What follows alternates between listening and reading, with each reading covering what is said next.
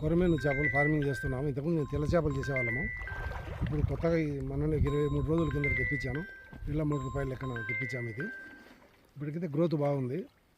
ఇప్పుడైతే మేము ఫీడ్ అయితే వీళ్ళు మైపాల్ వాళ్ళ ఫిషరీస్ వాళ్ళ దాంతో వాళ్ళ సూచనల మేరకే వాడుతున్నాము.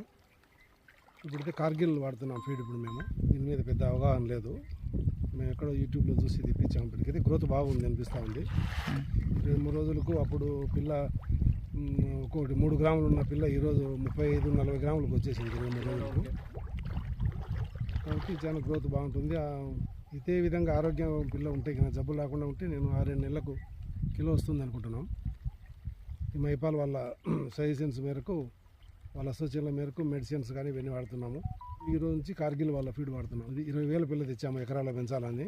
ఒక నెల రోజుల పాటు చిన్న చెరువులో పెంచి తర్వాత ఎకరా 20 సెంట్ల చెరువుకు 20,000 పిల్లను అక్కడికి మారుద్దాం అనుకుంటున్నాము.